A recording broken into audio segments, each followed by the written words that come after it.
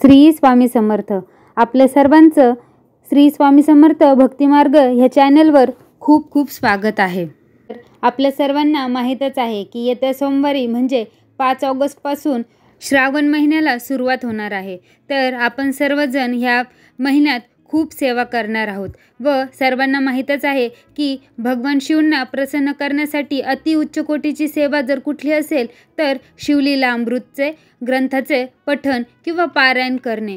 तर आपण ह्याचं पठण श्रावण महिन्यात केलं तर भगवान शंकर नक्की प्रसन्न होतात व आपली जी पण इच्छा आहे ती पूर्ण करतात.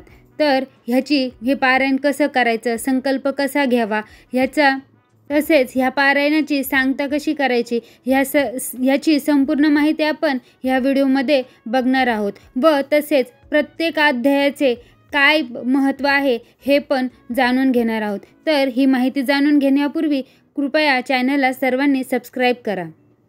तर सर्वांना माहीतच आहे शिवलीला अमृत ग्रंथाचे पारायण करणे याचे अनन्यसाधारण महत्त्व आहे. हे पारायण केल्याने सर्व इष्टकामना पूर्ण होतात. तसेच बाहेरील बाधा, रोग, मृत्यू, पाप, ऋण, दारिद्र्य, संकटे, असाध्य रोग, बंधन इत्यादी पासून सुटका होते. तसेच आयुष्यात धन, संपत्ती, संतती वाढते व तुष्टीपुष्टी मिळते.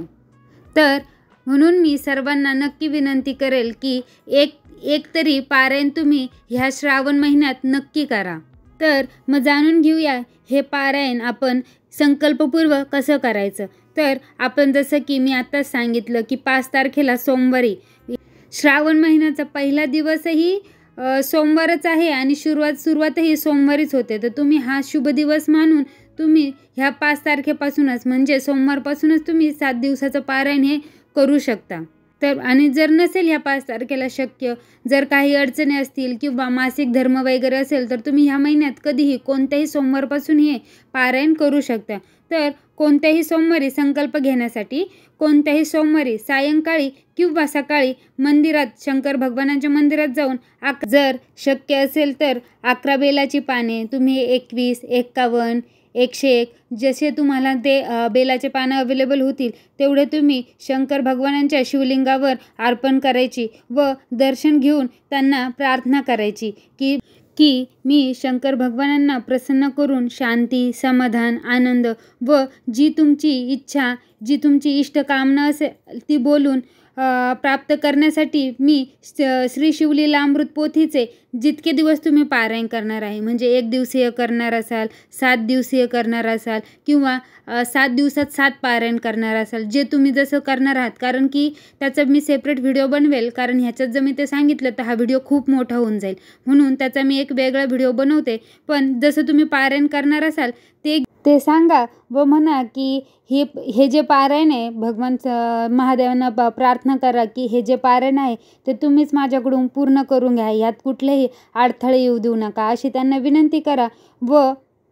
व मंदिरातून आल्यानंतर तुम्ही जी पोथी वाचणार आहात शिवलीला अमृत ग्रंथ तो वाचू शकता. म्हणजे जर तुम्ही सकाळी गेले तर सकाळी वाचा किंवा संध्याकाळी जर काही महिला ऑफिसला जातात किंवा पुरुष मंडळी ऑफिसला जातात तर तुम्ही संध्याकाळी मंदिरात जाऊन आल्यानंतरही वाचन करू शकता. फक्त रात्री भोजनापूर्वी जेवण होण्याच्या आधी वाचून घ्या व नंतर त्यांना नैवेद्य दाखवून तो ग्रहण करा व अशी पारायणाला सुरुवात करा.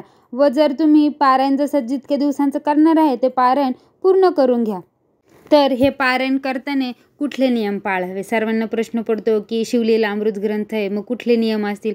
तर ह्या पारायणाचे खूप साधे नियम आहेत. तर काही नाही, फक्त शांत एकांतात आसनावर बसायचं व एकच आसन ठेवा. ते मग असं नका करू आज हे आसन घेतलं मग दुसऱ्या दिवशी दुसरं आसन नाही, पूर्ण पारायणाला एकच आसन ठेवा. आपण तसंही श्रावण महिन्यात मद्य मांस खात नाही, त्यामुळे आपण श्रावण महिन्यात सात्विक आहारच सेवन करतो तर तोच आपल्याला करायचा आहे. व पारायण वाचतेवेळी म्हणजेच पारायण सुरू होण्याआधी दिवा लावायचा, समय लावा व ती पारायण संपूपर्यंत तो दिवा चालत ठेवायचा. ह्या दिवसामध्ये जर तुम्ही पारायण 7 दिवसांचं, 3 दिवसाचं, 1 दिवसांचं करत असाल तर हे शक्य होईल तर ब्रह्मचार्याचं पालन करायचं. हेच असे साधे नियम आहेत. तर ते आपण पाळायचे आहेत. मग पारायणाची सांगता कशी करायची? जर मी तुम्हाला म्हटले की तुम्ही सोमवारी पारायण चालू केलं तर 7 दिवसाची त्याची सांगता कधी येईल? तर रविवारी. तर काही नाही, रविवारी तुम्ही मंदिरात जायचं, महादेवाच्या मंदिरात जायचं. यथाशक्तीने तुम्ही तांदूळ किंवा जी पण तुमची काही यथाशक्तीने पैसे ठेवायचं. कमीत कमी 21 रुपये दक्षिणा व शक्य असेल तर पांढरे वस्त्र तुम्ही दान करू शकता. व तिथं जर कुणी ब्राह्मण असेल, गुरुजी असेल तर त्यांनाही तुम्ही दान करू शकता. व रविवारी पूर्ण वाचून झाल्यानंतर 1 माळ ओम नमः शिवायची करायची व जो आपण गोड नैवेद्य केला असेल तो ग्रंथाला दाखवायचा, महादेवांना दाखवायचा व तो आपण प्रसाद म्हणून ग्रहण करायचा. असं हे पारायण अगदी साध्या सोप्या पद्धतीने आपल्याला करायचं आहे. तर मला माहिती आहे याचे खूप काही नियम नाही आहेत, खूप साधे नियम आहेत. तर मी सर्वांना विनंती करेल की शक्य होईल तितके पारायण तुम्ही श्रावण महिन्यात करा. पण जर नसेल, काहींना जर अडचण असेल किंवा जॉबमुळे शक्य होत नसेल तर एक तरी पारायण तुम्ही ह्या श्रावण महिन्यात नक्की करा. अशी ही छोटीशी माहिती तुम्हाला आवडली असेल तर व्हिडिओला नक्की लाईक शेअर करा व तसंच चॅनलला सबस्क्राईब करा. ही छोटीशी माहिती स्वामींचरणी अर्पण करते व हा व्हिडिओ येथे पूर्ण करते. श्री स्वामी समर्थ.